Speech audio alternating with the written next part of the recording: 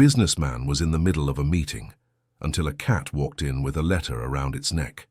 Jason Mitchell adjusted his tie for the 5th time that morning. Tension gripped his entire body as he organized the final details of the presentation that could change his life forever. 15 years building his tech company, sacrificing everything and everyone around him, and now he finally had the chance to close the biggest deal of his career. That's when the meeting room door opened slowly and an orange cat walked in calmly, as if it owned the place. The feline carried a yellowed envelope tied around its neck with a faded red ribbon. The 5 investors sitting around the glass table stopped talking and stared at the scene with expressions of surprise and irritation. "Sorry for the inconvenience," Jason said quickly, trying to maintain his composure. "Our receptionist must have left the door open by mistake." But the cat didn't seem interested in leaving. On the contrary, it jumped right onto the table, knocking over some papers, and walked determinedly toward Jason. The businessman felt his heart accelerate when the animal sat right in front of him and began meowing insistently. "Mr. Mitchell," interrupted Samantha Cooper, the lead investor of the group and known for her impatience. "Can we proceed with the presentation? We have other commitments today." Jason nodded, but his eyes couldn't look away from the cat. There was something familiar about those green eyes, something that reminded him of times he'd rather forget. The envelope around the animal's neck swayed with each movement, as if calling for his attention. "Of course, let's continue," he murmured, turning on the projector. "As I was saying, our new business management platform will revolutionize." The cat meowed louder, interrupting his speech. This time, everyone in the room looked directly at the animal with expressions of impatience. "Can someone remove this animal from here?" asked Brian Anderson, one of the minority partners of the investment firm. Jason gestured to stand up, but the cat was faster. It jumped right into his lap and began lightly scratching the envelope with its paw, as if wanting him to take the letter. The businessman's hands trembled when he touched the yellowed paper. The handwriting on the front of the envelope made his world stop. It was his father's handwriting. "Mr. Mitchell," Samantha's voice sounded distant. "Is everything all right?" Jason cleared his throat, trying to regain his composure. He couldn't let anything disrupt this meeting. He had bet everything on this contract. His company was in debt. The employees were worried about delayed salaries, and this was his only chance to save everything he'd built. Yes, I'm fine," he replied, putting the envelope in his suit jacket's inner pocket without opening it. "Continuing our presentation." But the cat didn't leave his lap. It stayed there, purring softly, as if it knew something Jason didn't yet know. The weight of the animal was strangely comforting, reminding him of distant afternoons he preferred not to revisit. The presentation continued with difficulty. Jason stumbled over his words, forgot the numbers he'd memorized, and his hands grew cold and sweaty with every slide. The investors exchanged concerned looks among themselves. Samantha kept looking at her watch, an expression of impatience growing on her face. "Our profit projection for the next 3 years." Jason paused, losing his train of thought again. The cat chose this moment to stand up and walk to the edge of the table, where it stared fixedly at the envelope Jason had put away. The animal meowed once, a sound that echoed through the silent room like an urgent request. "Mr. Mitchell," said Samantha, closing her laptop, "perhaps it would be better to reschedule this meeting. You seem distracted." Jason's heart raced. "I couldn't miss this opportunity, not now, not when I was so close." "No, please," he insisted, standing up quickly. The cat jumped off the table and curled around his legs. "I'm fine. I just need a minute to—" "Jason!" interrupted Dr. Richard Thompson, a man with graying hair who represented the largest investor group. "I've known you for years. I've never seen you like this. What's going on?" Dear listener, if you're enjoying the story, feel free to leave a like and especially subscribe to the channel. It really helps us who are just starting out. Now continuing. Dr. Thompson's words hung in the room like a question demanding an answer. Jason looked at the 5 faces around the table, all waiting for an explanation. The cat remained at his feet, now lying down as if it had decided to stay there indefinitely.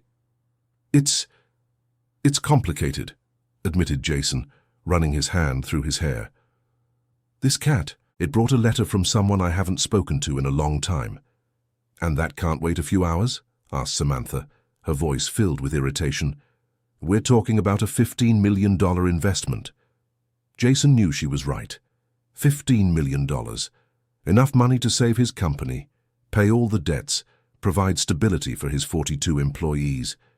Everything he had always dreamed of was right there, within reach, and he was letting a cat and an old letter ruin everything.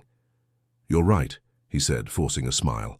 I'll ask my secretary to take care of the cat and we'll start over. But when he bent down to pick up the animal, something unexpected happened. The cat dodged his hands and ran straight to Dr. Thompson, who was startled when the feline jumped into his lap. What the hell? Murmured the man, trying to get rid of the animal. The cat then did something that left everyone speechless. With almost human precision, it took the envelope from its neck with its teeth and placed it directly in Dr. Thompson's hands. The man looked at the letter, then at Jason, with an expression of curiosity. To my son Jason, he read aloud the inscription on the front of the envelope. Mr. Mitchell, it seems someone is trying very hard to talk to you. The silence in the room was deafening. Jason felt the weight of everyone's eyes on him, waiting for an explanation he didn't know how to give. How to explain that he had cut all ties with his family 15 years ago, how to tell them that his father had tried to contact him hundreds of times and he had always ignored him. Dr. Thompson, said Jason with a choked voice, please give me back the letter. We can deal with this after the meeting. But the doctor, who was also a father of 3, held the envelope carefully, a thoughtful expression on his face.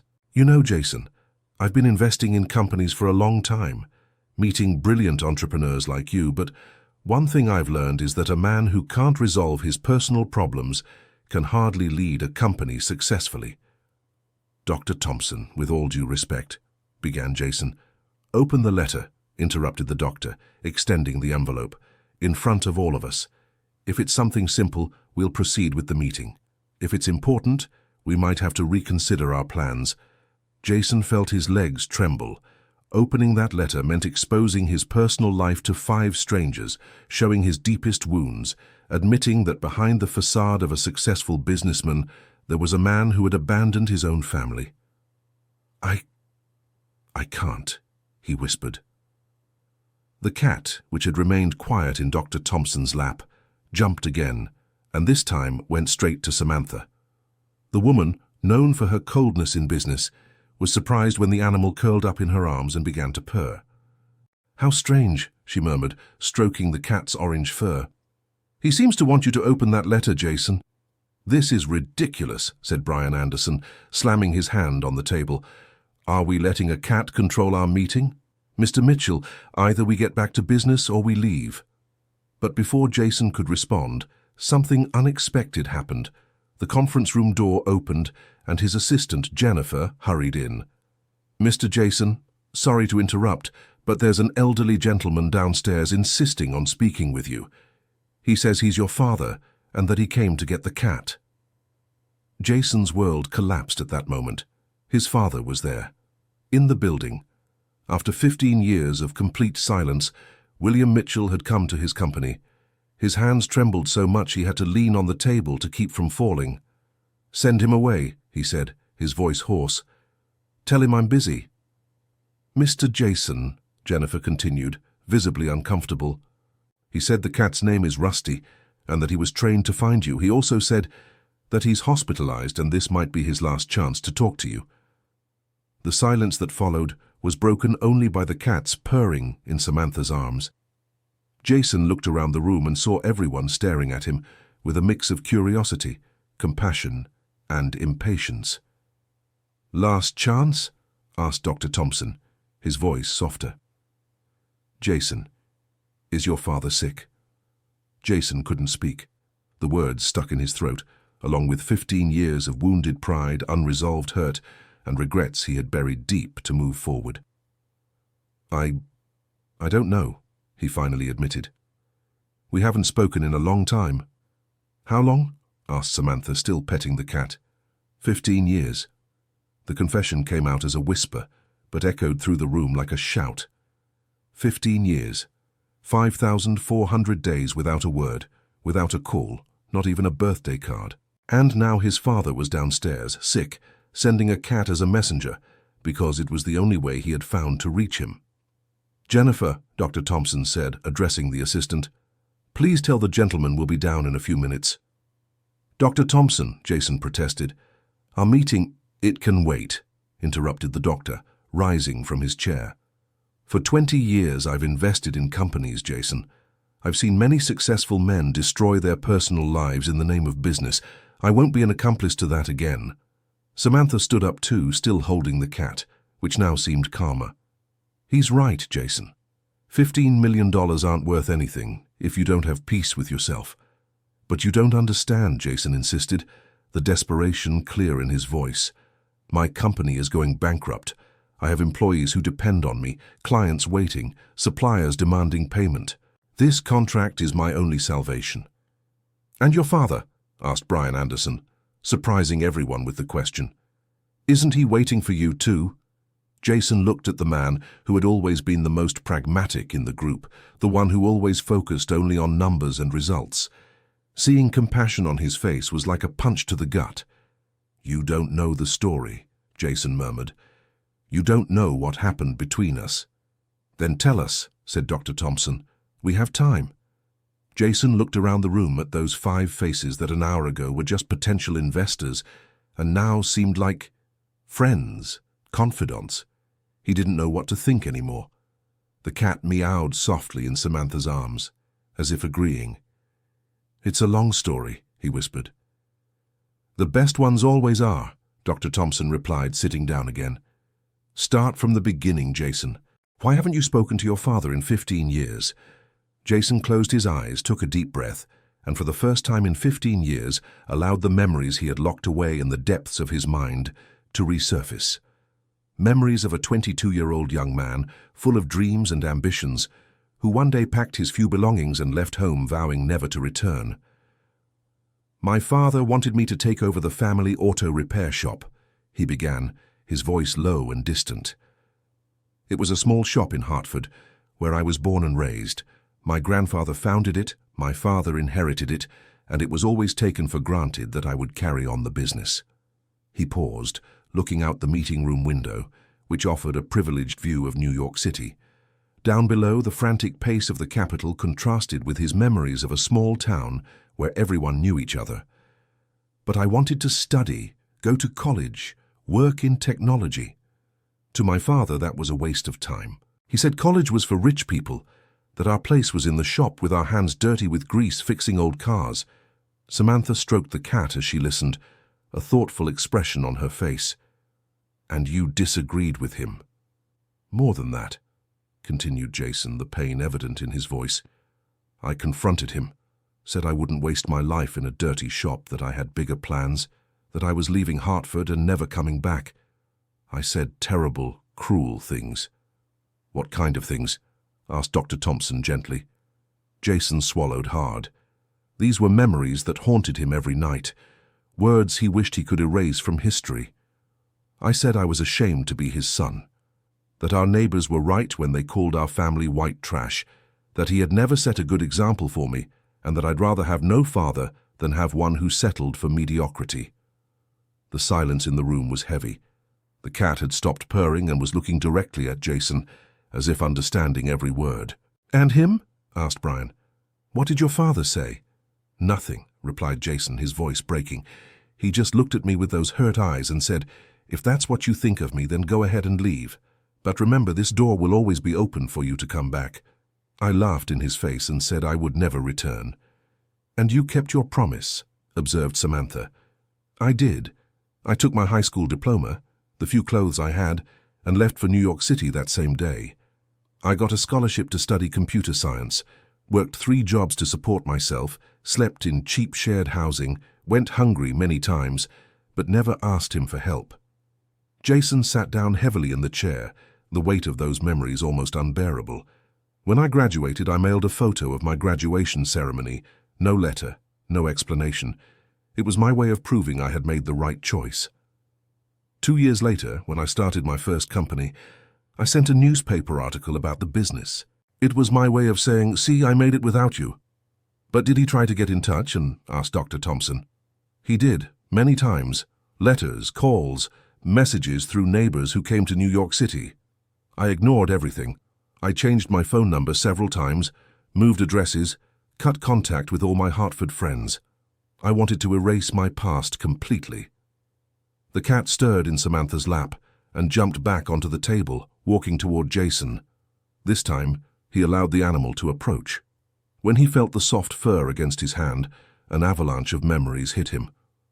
"Rusty," he whispered, finally recognizing the cat. "You're Rusty." The feline meowed softly, as if confirming his identity. Jason remembered finding him as a kitten, abandoned in the rain behind his father's shop. He was only 8 years old at the time, and begged to keep the kitten. His father initially resisted, saying they didn't have money to support an animal, but eventually gave in when he saw how tenderly Jason cared for the little creature. "This is the cat from your childhood?" asked Samantha. "Yeah, I found him when I was 8 years old. My father always said Rusty was the smartest animal he'd ever seen. He followed us everywhere, understood commands, even helped in the workshop by fetching small tools that fell in hard-to-reach places."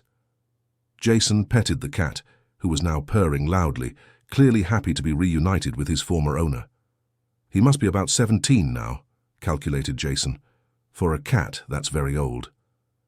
"And yet he came looking for you," observed Dr. Thompson. "Your father must have trained him for this." The reality of that situation finally hit Jason full force.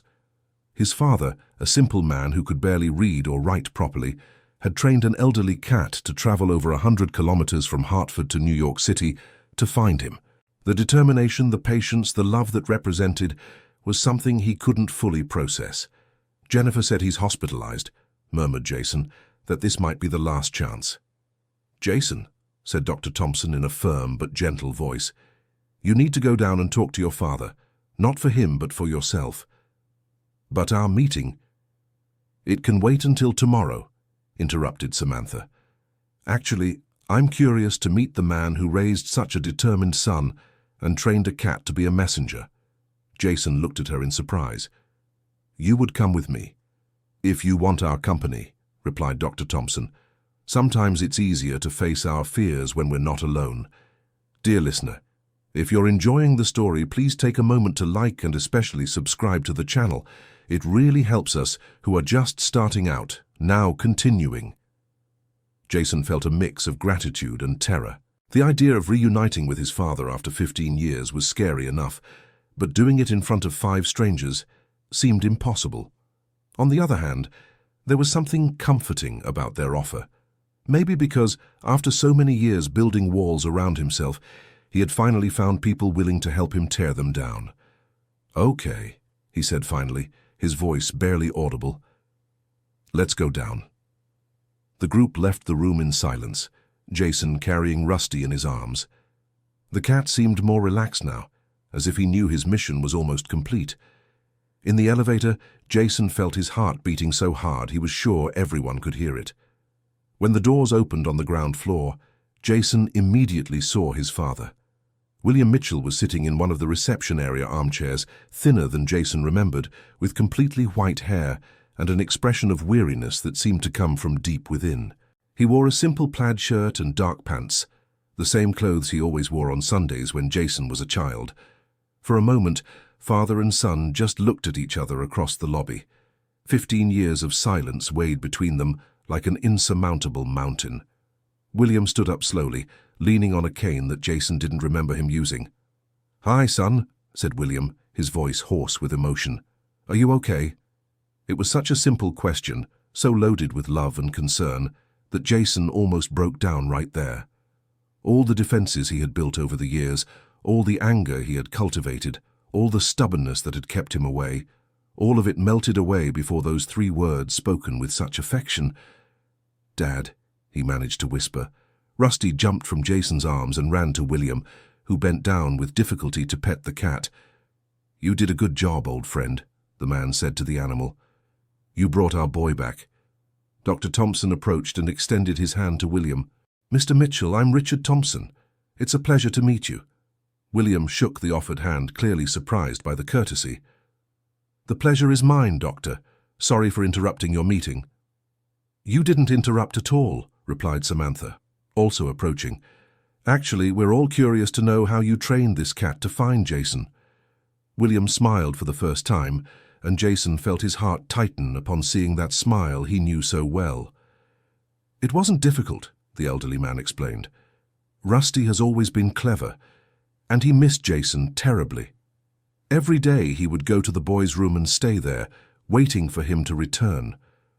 When I realized my time was running out, I thought maybe Rusty could do what I couldn't, reach my son." "What do you mean your time is running out?" asked Jason, panic clear in his voice. William looked at his son with those tired eyes Jason knew so well. "I have cancer, son. Pancreatic. The doctor said I have a few months left, maybe less." Jason's world collapsed once again that day. Cancer. A few months. The words echoed in his mind like a hammer beating against his skull. He had lost 15 years with his father, and now he discovered he might only have a few months left. Why didn't you tell me sooner?" he asked, his voice choked. "How, son? You changed your phone number so many times, never answered my letters. I sent messages through neighbors who came to New York City, but you never responded. Rusty was my last attempt." Jason felt lower than an ant. While he was building his business empire, cutting ties and burning bridges, his father was fighting a terminal illness, alone, unable to even share his fear with his only son. "Dad, I'm so sorry," he managed to say, tears finally beginning to fall. "You don't need to feel sorry for anything, my son," replied William, walking with difficulty toward Jason. "You made your choices, lived your life. I'm proud of the man you've become." "Proud?" Jason laughed bitterly. "Dad, I abandoned you, said horrible things, never looked for you, not even when Mum—" He stopped, realizing he didn't even know if his mother was still alive. "Your mother died 3 years ago, son," William said softly. "Breast cancer. She held on for 2 years, always hoping you would show up. In the end, she made me promise to try to find you before I passed too." The pain Jason felt at that moment was worse than any physical suffering he had ever experienced. His mother had died waiting for him. She had fought a terrible disease, probably suffered, and he hadn't even known. He hadn't been there to hold her, to comfort her, to say goodbye. "Son," William continued, placing a trembling hand on Jason's shoulder, "your mother didn't want you to know about her illness. She said you had your own life to live, your own dreams to fulfill. Even at the end, she was still protecting you." Jason broke down right there in the middle of his own company's reception area, in front of his potential investors and employees. He cried as he hadn't cried since childhood, releasing 15 years of hurt, regret, and repressed love. His father hugged him with the strength he still had, and Jason felt like that 8-year-old boy who had found an abandoned kitten in the rain once more. "Forgive me, Dad," he sobbed. "Forgive me for being so foolish, so proud, so cruel." "There's nothing to forgive, my son," murmured William, also crying. "You came back. That's all that matters." Dr. Thompson approached the two, discreetly offering a handkerchief. "Mr. Mitchell," he said to Jason's father, "would you like to have lunch with us? See a bit of what your son has built here?" William looked at Jason, uncertain. "If Jason wants—" "I do, Dad," Jason replied immediately. "I really do." What followed was one of the strangest and most wonderful afternoons of Jason's life. He took his father to see his company, introduced him to all the employees, showed them the projects they were developing, and explained how technology had evolved since he was a child. William asked simple yet smart questions, showing a genuine interest in his son's work. Jason noticed that, even though his father had never studied formally, he had a practical wisdom that was impressive. "You know, son," William said as they toured the development lab, "I always knew you were special. Ever since you were little, you took apart everything you could get your hands on to understand how it worked. Remember when you took apart my radio?" Jason laughed, a long-buried memory resurfacing.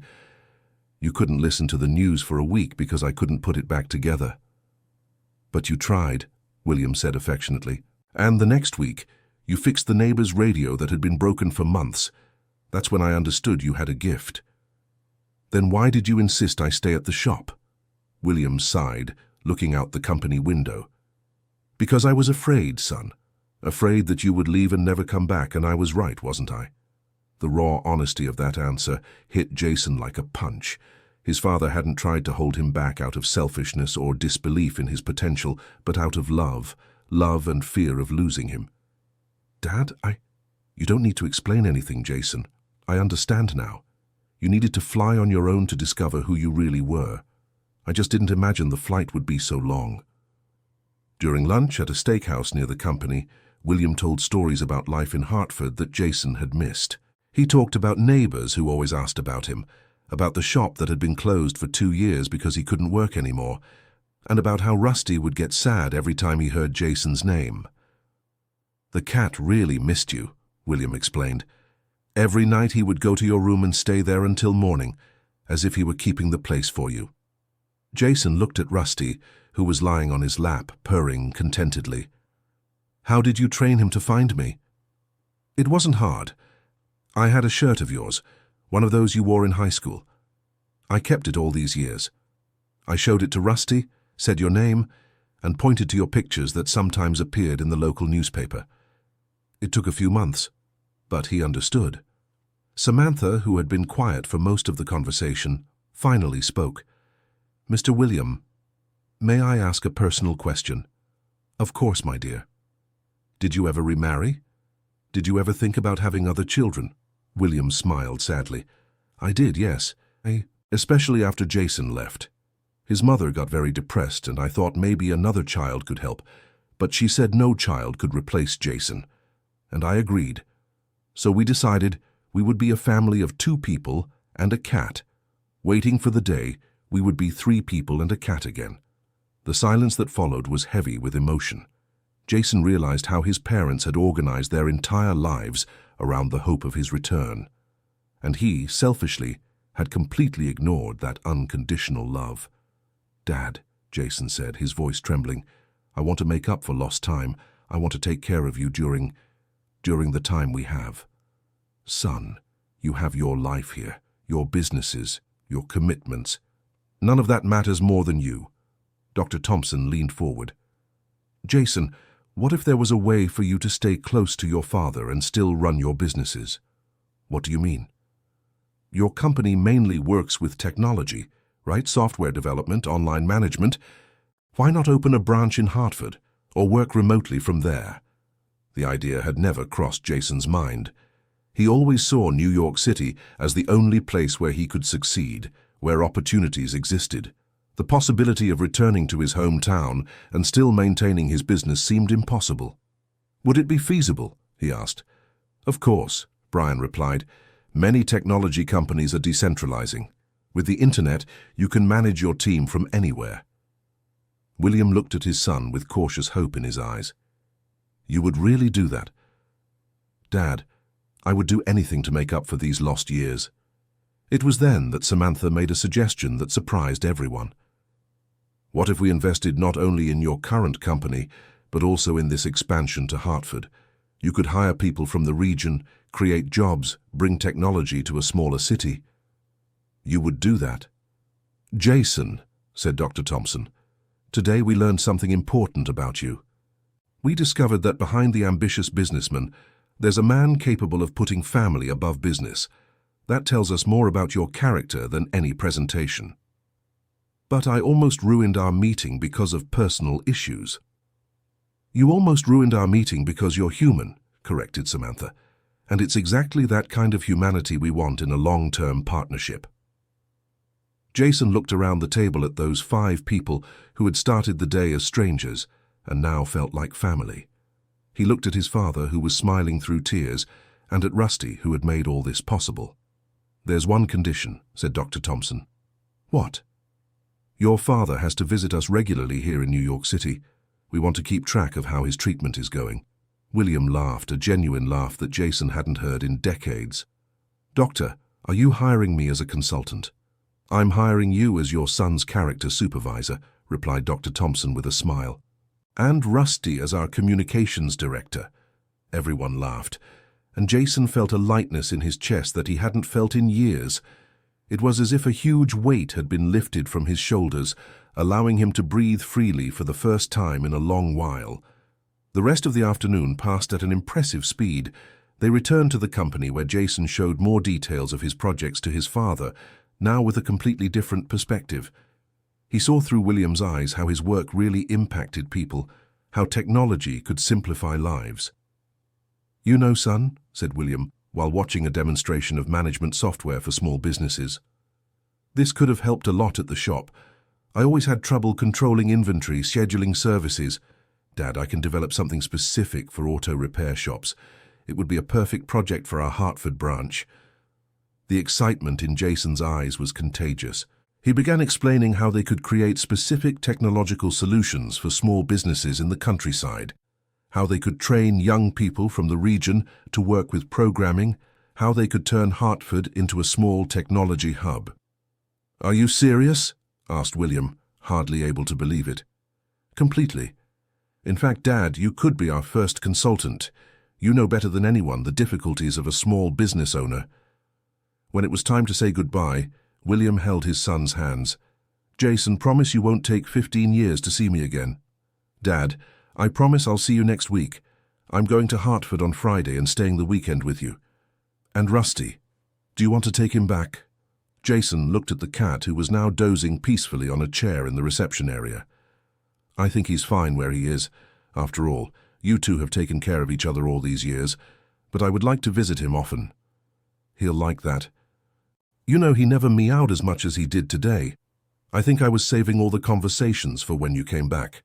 Dear listener, if you're enjoying the story, feel free to leave a like and especially subscribe to the channel. It really helps us who are just starting out. Now continuing. The following Friday, Jason drove to Hartford with his heart full of expectations and nervousness. It was his first time back in his hometown in 15 years, and everything seemed smaller than he remembered, but at the same time more welcoming. The house where he grew up was smaller too, simpler, but still full of memories from his childhood. His father had kept his room exactly as he left it, with his math trophies from school, his electronics books, even a model airplane they had built together when he was 12. "Why did you keep everything the same?" asked Jason, touching the objects he hadn't seen for so long. "Because to me you never left," William replied simply. "This was always your room, your home. I was just taking care of it until you came back." That weekend, father and son talked like they never had before. William talked about the years of loneliness, about how he had tried to keep the workshop running even after arthritis started affecting his hands, about how Rusty had been his only constant companion. Jason talked about his struggles in New York City, about the sleepless nights studying, about the relationships that never worked out, because he always ran away when things got too serious, about how he had built walls around his heart to not feel the pain of missing home. "You know what hurts me the most, Dad?" said Jason on Sunday night, while they drank coffee on the back porch. "It's knowing that you two went through so much suffering because of me. Jason, you didn't leave to hurt us. You left to find yourself. And look at the man you've become. But I could have kept in touch. I could have come back for visits. I could have—" "Son," William interrupted gently, "we can't change the past. We can only build the future. And look at the beautiful future we have ahead of us." Jason started visiting Hartford every weekend. In the first few weeks, he only stayed Saturday and Sunday, but gradually began extending his visits. Working remotely proved to be more efficient than he imagined, and his team in New York City quickly adapted to the new dynamic. Within a month, he had rented a small office in downtown Hartford and hired his first 2 local employees. Emily, a young woman recently graduated in systems analysis, and Michael, a 20-year-old guy who had learned programming on his own through online videos. "It's amazing how much hidden talent there is around here," Jason commented to his father while they were setting up the office's first computers. "Michael programs better than some of my employees in New York City, and Emily has brilliant ideas for improving our systems. There have always been smart people here, son. They just needed opportunities." The first project of the Hartford branch was, as promised, a management system specifically for mechanical workshops. William served as the main consultant, explaining every detail of a workshop's daily operations, from parts control to service scheduling. "Look how interesting," said Emily during a planning meeting. "My boyfriend works at a workshop and always complains about the mess of paperwork. If we can make something really useful, there will be a market throughout the region." The software development ended up becoming a family project.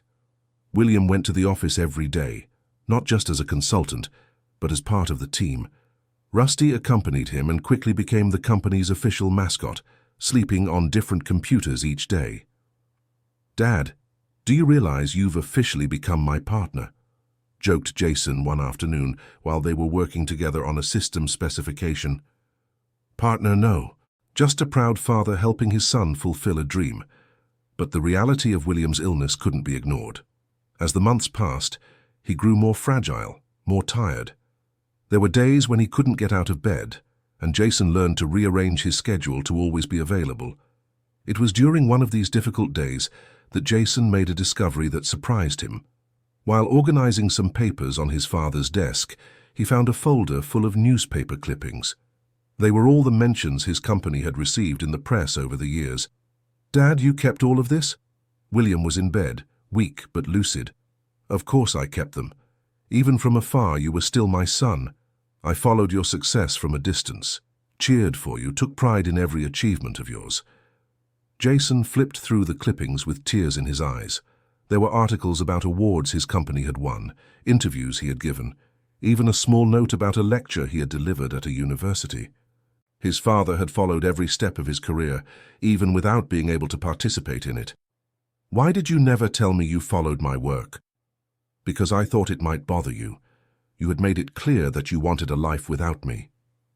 "Dad, I was just a stupid, proud young man. I never wanted a life without you." It was during this conversation that Jason made a decision that would change everything. The following Monday, he called Dr. Thompson in New York City. "Richard, I need to talk to you about something important." "Of course, Jason. How's your father?" "Not very well. And that's what I want to talk about. I want to move completely to Hartford. Not just work remotely, but relocate the company headquarters here." There was silence on the other end of the line. "Jason, are you sure? That's a very big decision." "I'm absolutely sure. My father doesn't have much time, and I don't want to waste a single day we still have together. Besides, I'm seeing opportunities here that I never imagined." "What kind of opportunities?" Jason explained about the talent he had discovered in the region, about the unmet demand for technological solutions in smaller cities, about how they could be pioneers in bringing technology to small and medium-sized business owners in the countryside. "It's a completely untapped market," said Jason with enthusiasm. "In New York City, we're competing with hundreds of companies. Here, we can be the only ones." "And your team in New York City?" "Anyone who wants to come to Hartford is welcome. Those who prefer to stay can work remotely. In fact, I'm thinking of using this as a lab for distributed work." Dr. Thompson remained silent for a few minutes. "Have you talked to the other investors about this?" "Not yet. I wanted to talk to you first." "Jason, I'll be honest. From a financial standpoint, it might seem like a questionable decision. Hartford doesn't have the infrastructure of New York City, the access to talent, the connections." "Richard, let me finish," interrupted the doctor. "From a financial standpoint, it might seem questionable. But from a human standpoint, it's the smartest decision you could make, and in the end it's people like you who make companies succeed, not the cities where they're located." Jason felt an enormous relief. "So you would support the move?" "We would support it and invest even more. In fact, I have some contacts who might be interested in regional development projects. What you're proposing could be the start of something much bigger." The move happened faster than Jason had imagined. In 3 months, his company's headquarters were officially in Hartford. 15 of his 22 employees from New York City decided to move to the countryside, some because they believed in the project, others simply because they wanted a better quality of life. Jennifer, his secretary, was one of those who chose to go along. "Mr. Jason, in 20 years working in New York City, I've never seen you as happy as in the last few months. If what makes you happy is working in Hartford, then to Hartford we go." The company's new headquarters was in a historic building downtown, which Jason renovated while keeping the original features, but adding all the necessary technology. The result was an office that combined old charm with modern efficiency. "Son," said William at the inauguration of the new office, "who would have thought that the boy who used to take apart radios would one day bring so much modernity to our old town?" The inauguration event was surprisingly well attended. Not only employees and investors came, but also local business owners curious to learn about the solutions Jason was developing. The city mayor made sure to be present, speaking about how the company's arrival was creating jobs and opportunities for the region's youth. "It's moving to see a son of Hartford return home and bring the future with him," said the mayor in his speech. But for Jason, the most emotional moment was when his father was invited to cut the ribbon. "Dad, you're the one who will officially open our company." William held the scissors with trembling but steady hands. "Jason, is this the inauguration of the company or the inauguration of our new beginning?"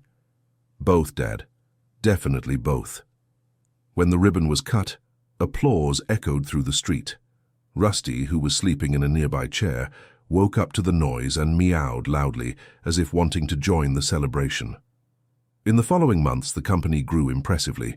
The software for auto repair shops became a success, being adopted by over 50 establishments in the region.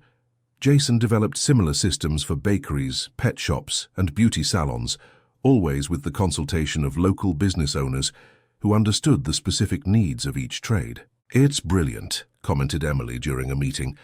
"Instead of trying to make a universal software, we're creating specific solutions for each type of business." "And the best part," added Michael, "is that we know our clients personally. When they have a problem, we can go there and solve it on the spot." The closeness to the clients really made a difference. Jason remembered how, in New York City, his clients were just numbers on a spreadsheet. Now he knew Mrs. Rose from the bakery, Mr. George from the auto shop, Stephanie from the beauty salon.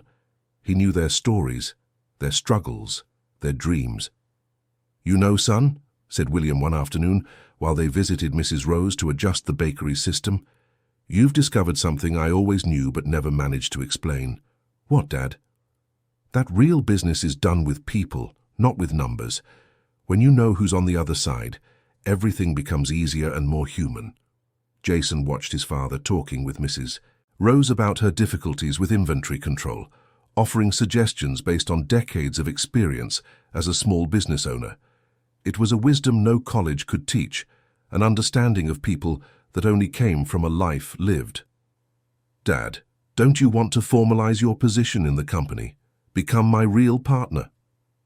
William laughed, but Jason noticed the laughter was interrupted by a coughing fit. "Son, my time as a partner would be very short. But I promise that while I'm here, I'll give my best to help." William's cough was becoming more frequent and more intense. The medical tests didn't bring good news. The cancer had spread, and the doctors were talking weeks, not months anymore. Jason found himself torn between the desire to cherish every moment with his father and the need to keep running the company. That's when he made a decision that surprised everyone. He decided to work from the hospital. "Jason, you can't turn the hospital room into an office," protested the head nurse. "I'm not turning it into an office," explained Jason, setting up his laptop on a small table next to his father's bed. "I'm just working close to the most important person in my life." William was conscious but visibly weaker. "Son, you have responsibilities." "My only responsibility now is to be with you." Dr. Thompson and the other investors went to the hospital to visit William. The scene was touching. The successful businessman working beside his sick father's bed, Rusty sleeping between them, creating a bridge between the past and the present. "Mr. William," said Dr. Thompson, "you must be very proud of Jason." "I am," replied William in a weak but firm voice, "not for the businessman he became, but for the son he has become again." It was during one of these visits that William made a request that took Jason by surprise. "Son, I want you to tell me about your dreams. Not the old ones, the ones you have now." Jason looked at his father, confused. "My dreams?" "Yes. What you want to do with the company, with your life, with the future. I want to understand the dreams of the man you've become." Jason thought for a few minutes. For so many years, his dreams had only been about growth, profit, recognition. Now, beside his father, he realized his dreams had completely changed. "I want to turn our company into an example of how technology can improve the lives of ordinary people," he said finally. "I want to show that you don't need to be in a big city to do important things. I want young people like Michael and Emily to have opportunities without having to leave their families behind." William smiled, a smile that lit up his tired face. "And personally, what personal dreams do you have?" Jason hesitated. There was a personal dream growing inside him, but he hadn't put it into words yet. "I want to start a family. I want to give you and Mom grandchildren. I want this house that you preserved with so much care to have children's laughter again. Is there someone special?" Jason blushed slightly. "There's a possibility. Emily and I have been talking a lot lately. She's smart, caring. She understands my dreams." "The girl from the company?" "Yes. She came to Hartford not just for the job, but also because of me." William tried to sit up in bed, excited. "Son, do you love her?" Jason reflected on the question. In recent months, working side by side with Emily, he had discovered feelings he didn't even know existed. It was different from anything he had felt before. Deeper, more genuine, more real. "I think so, Dad. I think I love her." "Then why don't you talk to her?" Because I don't want to mix personal life with professional. And because I'm scared." "Scared of what?" "Scared of loving someone and losing again. Like I lost you. Like I lost Mom without even knowing she was sick." William reached out a trembling hand and touched his son's face. "Jason, you can't live afraid of losing. Love is always worth the risk, and about mixing personal life with professional. Son, life is life. There's no separation." That night, Jason had a conversation with Emily that changed everything. She was staying late to help with some reports when he arrived from the hospital. "How is your father today?" she asked, looking at Jason with concern. "Weaker but still lucid, still trying to give me advice about life." "What kind of advice?" Jason sat down in the chair next to her. "About not living in fear, about taking the opportunities life offers." Emily stopped typing and looked directly at him. "And do you agree with him?" "I'm starting to agree, yes." There was a moment of meaningful silence. Jason felt it was now or never. "Emily, can I ask you a personal question?" "Of course. Why did you really come to Hartford?" "And don't tell me it was just for the job opportunity." Emily smiled, a smile Jason had never noticed before, but it was the most beautiful he had ever seen. "Because from the first day I met you, I realized you were different from all the men I had ever met. And when you decided to leave everything in New York City to take care of your father, I knew I wanted to be by the side of a man like that. Even knowing it could complicate our work relationship." "Jason, work is just work. But what I feel for you, that's life." The kiss that followed was inevitable, natural, as if it was something that should have happened long ago. When they parted, Jason felt an inner peace he hadn't felt in years. "And now?" asked Emily. "Now we'll see where this takes us. No rush, no pressure, just letting it happen. And if it doesn't work out, then at least we tried. Like my father said, love is always worth the risk." The next day, Jason arrived at the hospital with a different energy. William noticed immediately. "Did you talk to Emily?" "I did." And you were right. Love is worth the risk." William smiled, and Jason felt that smile carried all the approval and happiness a father could feel. "Son, I want to get to know this girl better. Can you bring her here?" "Dad, are you sure? Aren't you too tired?" "I'm tired for many things, but I'll never be too tired to meet the woman who might give me grandchildren." Emily was nervous when Jason invited her to meet his father at the hospital, but she accepted immediately. "Of course I want to meet him. From what you tell me, he's an amazing man." "Yeah, but he's very sick. It might be shocking to see him like that." "Jason, if he's important to you, then he's important to me too." The meeting between Emily and William was more emotional than Jason expected. His father, even weak, made sure to sit up in bed and talk properly with her. "So you're the girl who stole my son's heart," said William with a mischievous smile. Emily blushed but replied sweetly, "Actually, Mr. William, I think he stole mine." "Good answer," laughed William. "Tell me about yourself. Where you're from, what you like to do, what your dreams are." Jason watched Emily talking with his father and noticed how natural, affectionate, and respectful she was. She talked about her family in Providence, how she always liked technology, and her plans to help small business owners through tech solutions. "And about family?" asked William. "Do you want to have children?"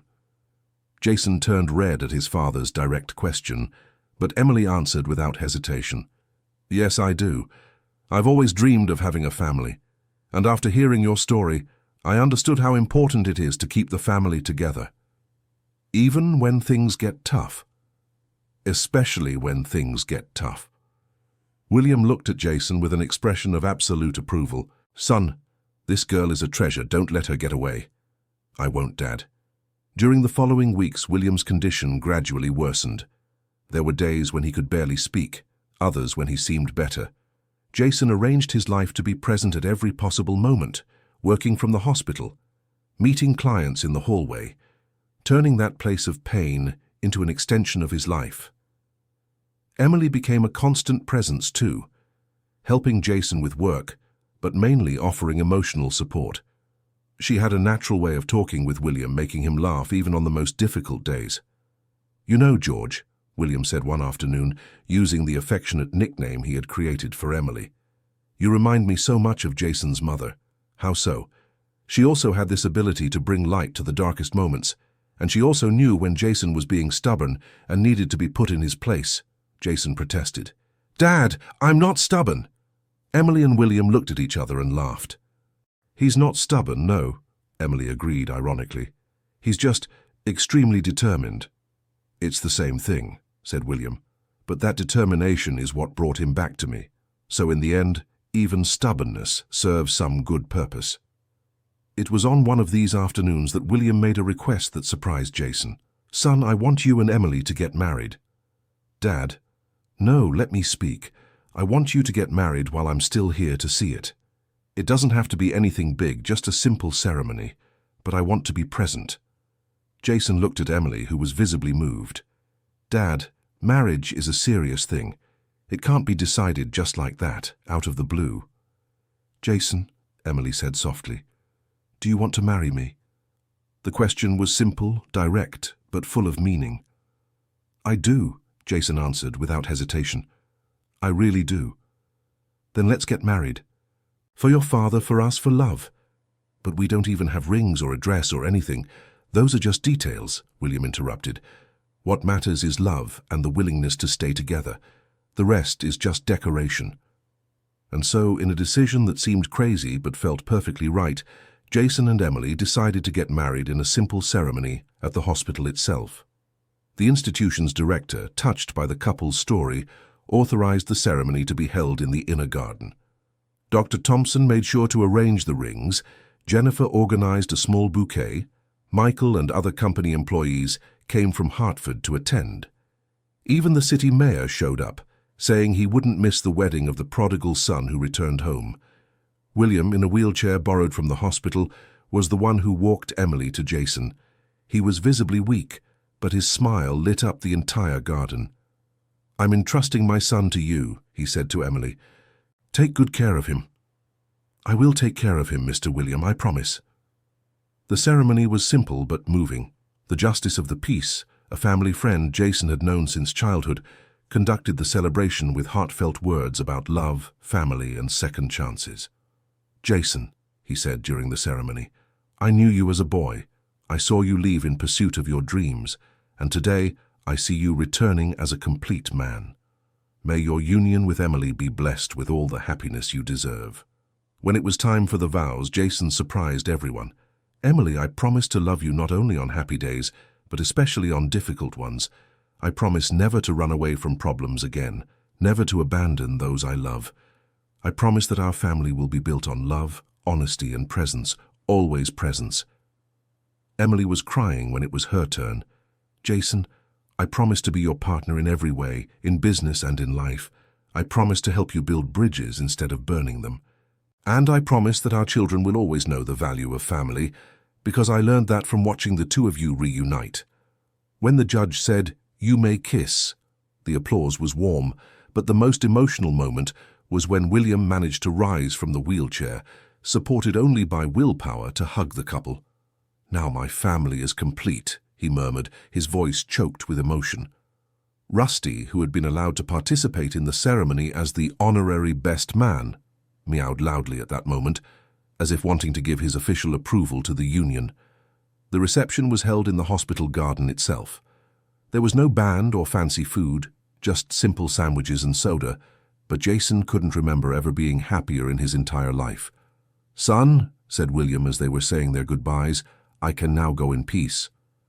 "Dad, don't talk like that."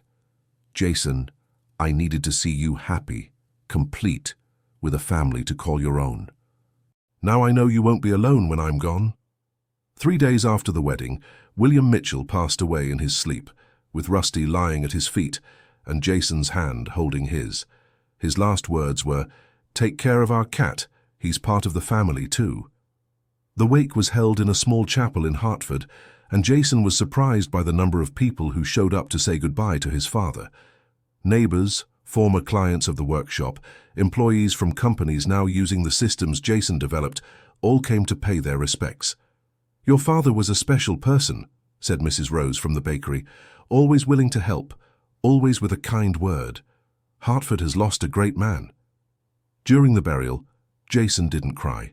He felt a strange peace, as if his father had fulfilled his mission on earth and could now rest. Emily held his hand throughout the ceremony, and Rusty stayed by the graveside until the end, like a final farewell. "He was happy when he left," Emily said as they were heading home. "He got to see you accomplished, married, at peace with your story." "And he got to meet you," Jason replied. "I think that's what made him happiest."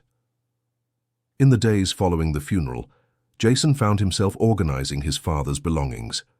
It was a painful but also revealing process.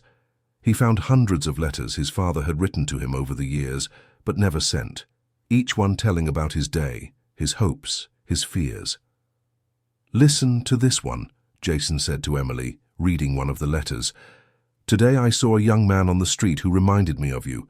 He was in a hurry, talking on his cell phone about important business. I wondered if you're always rushing too, if you remember to stop and look at the sky if you're truly happy." Emily cried, listening to the letter. "He loved you so much, Jason, even far away, even without contact.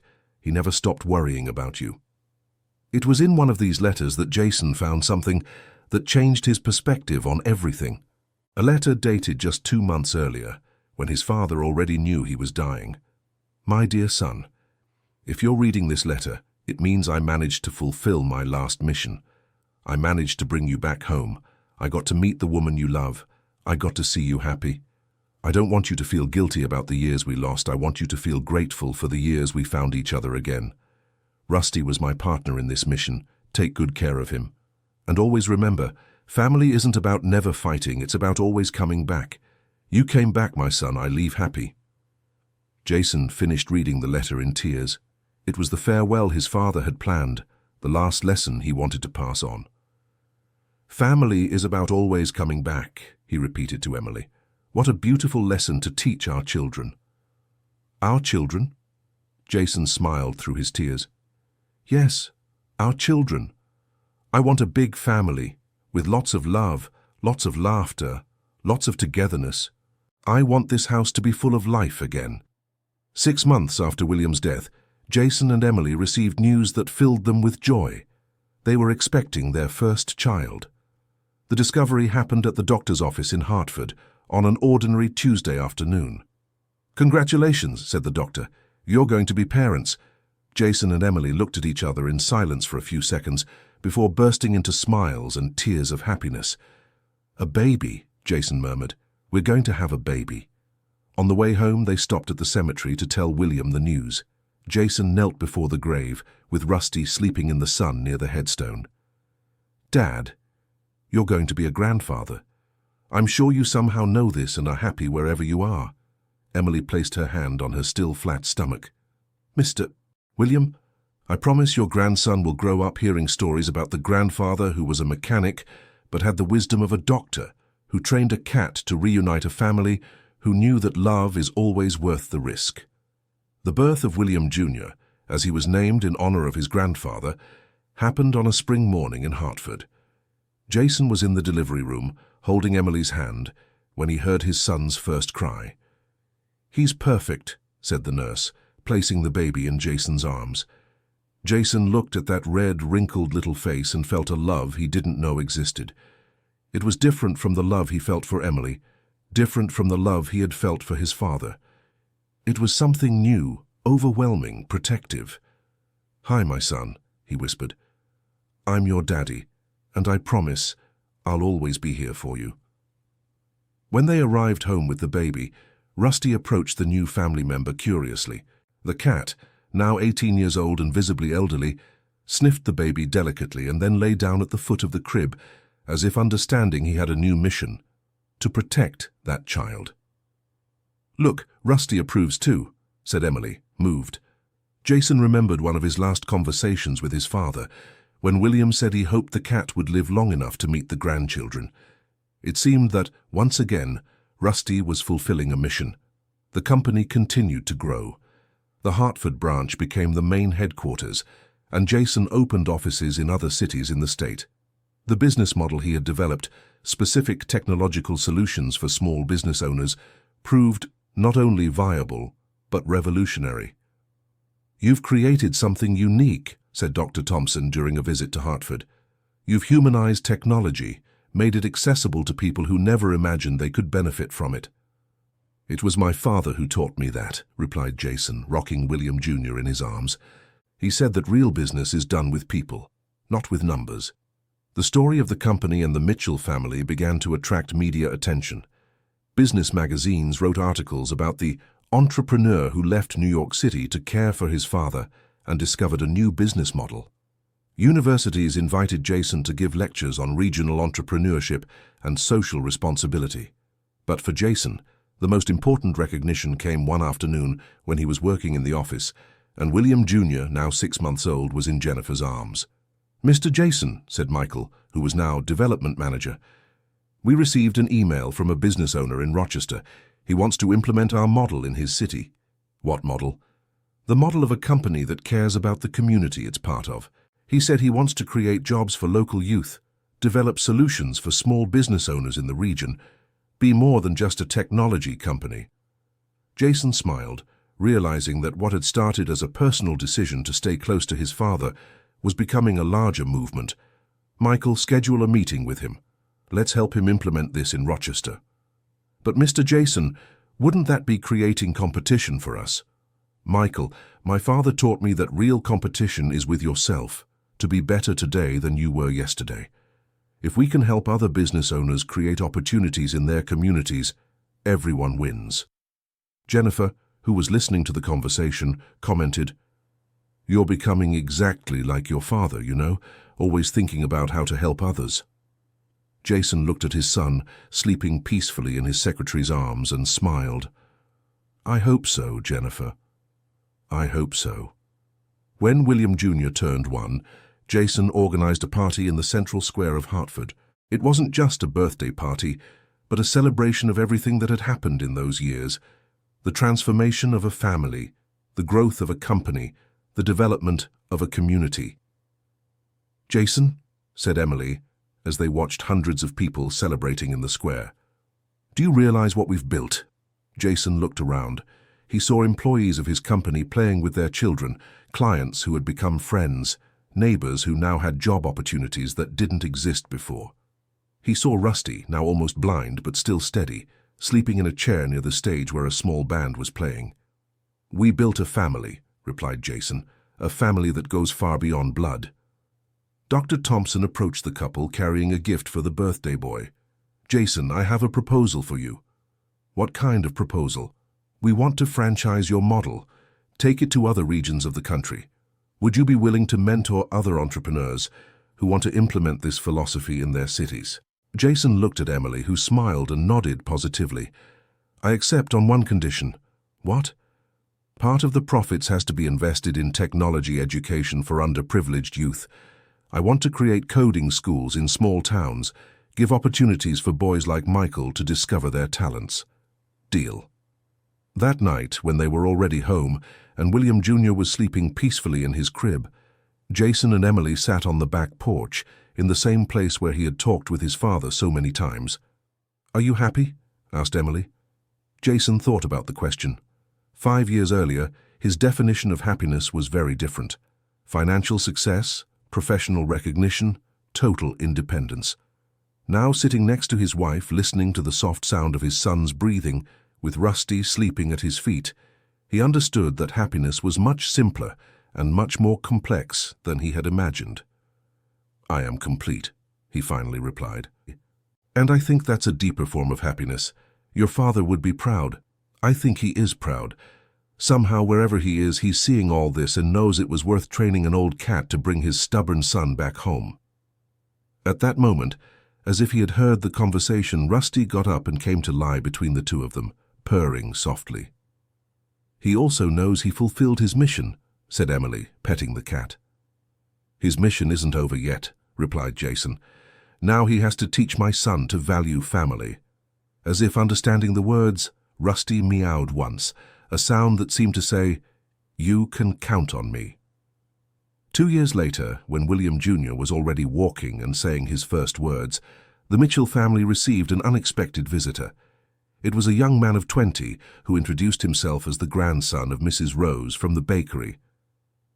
"Mr. Jason, I came to thank you for what you did for my family." "Me? I didn't do anything special." "Yes, you did. When you created that system for my grandma's bakery, she was able to organize the business better, increase sales. With the extra money, she was able to give me an opportunity to study programming. Now I've graduated and want to start my own company here in Hartford." Jason was moved by the story. It was living proof that his decisions were creating a virtuous cycle where opportunities generated more opportunities. "And can I help you get started?" "Actually, I came to offer a partnership. I want to create educational games for children. Games that teach about family, about values, about the importance of keeping roots." The idea was perfect. Jason immediately accepted the partnership, and together they created a line of games that became a national success. The first game told the story of a cat that needs to reunite a separated family, obviously based on Rusty's story. "It's incredible how one decision can create so many other opportunities," commented Emily during the game's launch. "It wasn't one decision," corrected Jason. "It was a series of right decisions based on love." When William Jr. turned 3, Rusty began showing signs that his earthly mission was coming to an end. The cat, now 21 years old, slept most of the time, but always near the child. "Daddy, why doesn't Rusty play anymore?" asked William Jr. one afternoon. Jason knelt beside his son and the cat. "Because he's tired, my son. He's very old and has completed many important missions in life." "What missions?" Jason smiled, realizing it was time to start telling his son the family's story. "He brought Daddy back home. He helped Grandpa William reunite our family. And now he's taking care of you. Is he going away?" The innocent question hit Jason hard. How to explain the finiteness of life to a 3-year-old boy? "One day he will go away, yes. But before that, he'll make sure you've learned all the important lessons he has to teach." "What lessons?" "About love, about family, about never giving up on the people we love." That night, Rusty climbed onto Jason and Emily's bed for the first time in years. The cat lay between them, purring softly, as if wanting to enjoy one more night of affection with the family he had helped reunite. "Thank you, my old friend," whispered Jason, stroking the now graying fur. "Thank you for bringing me back home." Rusty passed away on a Sunday morning, sleeping peacefully in the backyard garden under the tree where Jason and his father used to talk. William Jr. found the cat first and, with children's intuition, immediately understood what had happened. "Daddy, Rusty has gone away," he said simply. Jason hugged his son, and together they said goodbye to the cat that had been much more than a pet. He had been a messenger, a guardian, a family member. Rusty's funeral was simple but emotional. Jason buried him in the garden, near the spot where he liked to sleep. He placed a small plaque with the words, "Rusty, the cat that brought a family back together." "Is he with Grandpa William now?" asked William Jr. "Yes, my son. They're together, watching over us from where they are." That night, Jason wrote a letter to his son, to be read when he was older. "My dear William, when you read this letter, you'll already be a grown man. I want you to know the complete story of how our family reunited, of how a cat named Rusty saved not just a company, but an entire generation of love that was almost lost. I want you to understand that family isn't about never fighting. It's about always coming back.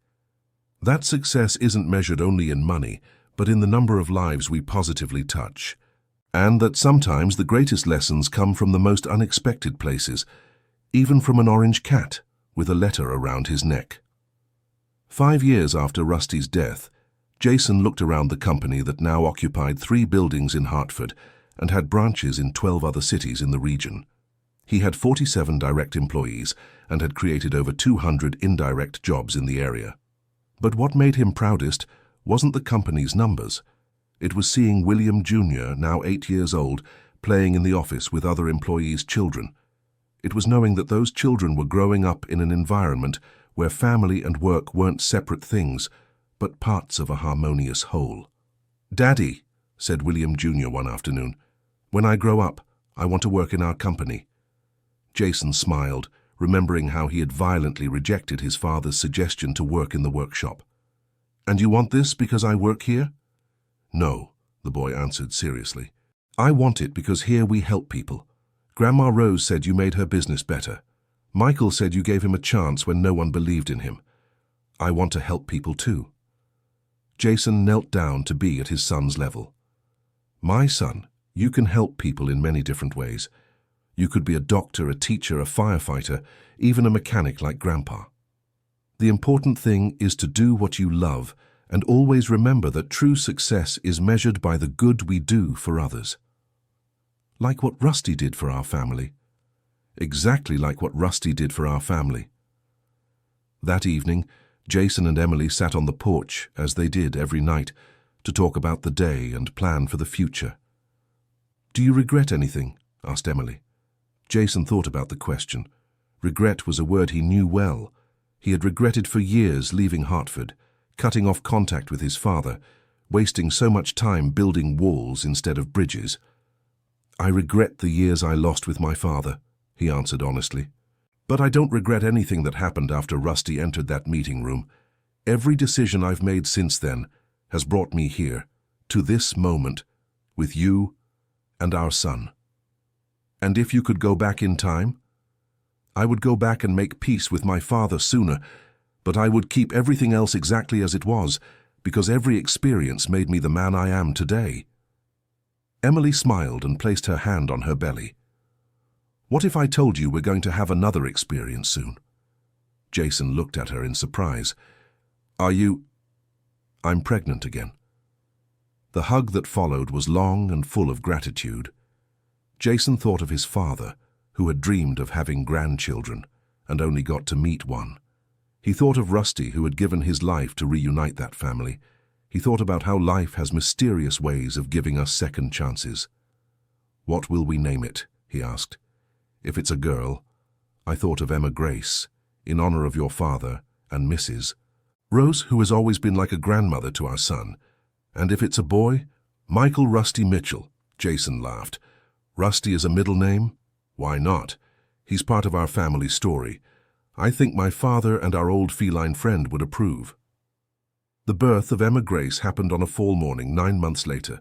When Jason held his daughter in his arms for the first time, he felt again that overwhelming love only a father knows. "Hi, my princess," he whispered. "You have a lot of stories to learn when you grow up." William Jr., now 9 years old, proved to be a protective brother from the first moment. "Daddy, can I tell her the story of Rusty?"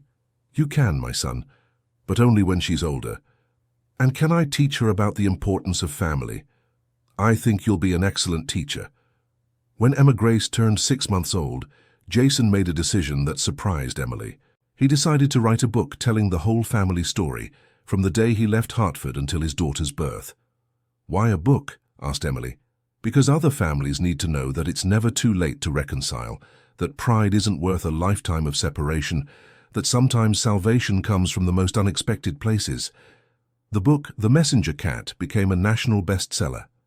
Jason donated all royalties to a fund he created to offer free programming courses for underprivileged youth in small towns. "Your father would be proud," said Dr. Thompson during the book launch in New York City. "I think he already knew this story needed to be told. Maybe that's why he trained Rusty not just to find me, but to create a story worth sharing." The book's success brought invitations for lectures across the entire country. Jason accepted some, always accompanied by his family, turning each trip into an opportunity to show his children different realities of the United States. "Daddy," said William Jr. during a lecture in Miami, "why do people cry when you tell our story?" Jason looked at the packed auditorium, where there were indeed people wiping away tears. "Because many of them also have separated families, people they love but can't talk to. Our story shows that there's always a way back home, even when it seems impossible, especially when it seems impossible." After the lecture, an elderly woman with white hair approached Jason. "Young man, may I ask a question?" "Of course, ma'am." "My son and I haven't spoken in 10 years. He lives in New York City, I live here. Is there still hope?" Jason held the woman's hands. "Ma'am, there's always hope. My father waited 15 years for me. If I manage to return, your son can too." "But what if he doesn't want to see me?" "Then you'll try again, and again, until he understands that a mother's love never gives up." The woman cried and hugged Jason. "Thank you for giving me courage. Thank you for reminding me why it's important to tell this story." Situations like this repeated in every city Jason visited. The story of the messenger cat had struck a national nerve, showing how many American families lived separated by pride, misunderstandings, or old hurts. Jason decided to create a social project called Bridges of Love, which offered free mediation for families in conflict. The initiative started in Hartford, but quickly spread to other cities. "Do you realize you've become a kind of national family therapist?" Emily joked one evening. "I'm not a therapist. I'm just someone who almost lost everything due to pride and wants to prevent others from making the same mistake." The Bridges of Love project ended up reuniting hundreds of families across the country. Jason received letters daily from people thanking him for the inspiration they found in his story. One letter in particular deeply moved him. It was from an 18-year-old young man from San Diego. "Mr. Mitchell, I read your book and cried a lot. I was about to leave home like you did because my parents don't approve of my relationship. After reading your story, I understood that I can fight for my dreams without abandoning my family. I talked with them, and we're trying to find a solution together. Thank you for showing me that family is worth more than pride." "This letter is worth more than any award," Jason said to Emily. "It's proof that Rusty's story continues to save families." When William Jr. turned 10 and Emma Grace 2, Jason organized a special party in their backyard. It wasn't just a birthday, but a celebration of a decade since the day Rusty entered the conference room. 10 years, murmured Jason, looking at the yard full of friends, employees, neighbors, and families who had reconciled through the Bridges of Love project. 10 years since our lives completely changed, Emily added. Dr. Thompson approached the couple, holding Emma Grace in his arms. "Jason, may I ask a personal question?" "Of course." "Are you happy?" It was the same question Emily had asked years before, but now it had a different dimension. Jason looked around, saw his children playing with other kids, saw his company thriving but maintaining human values, saw an entire community that had benefited from his decisions. "Richard, I am grateful. And I've discovered that gratitude is a deeper form of happiness. Your father chose the right messenger.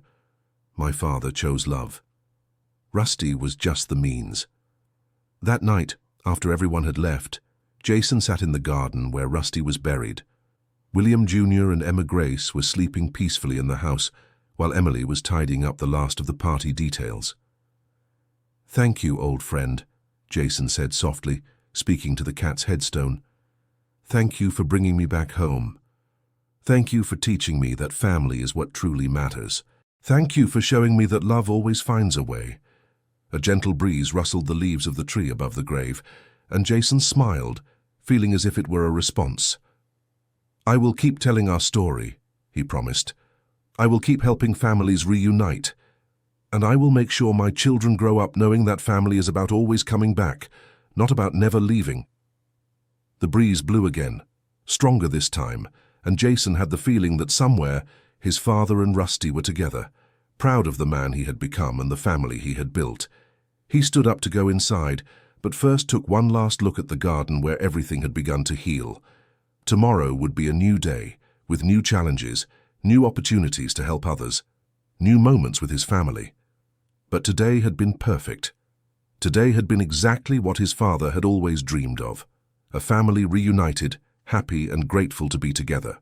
Jason went inside, checked that the children were sleeping soundly, kissed Emily goodnight and lay down with a heart full of peace.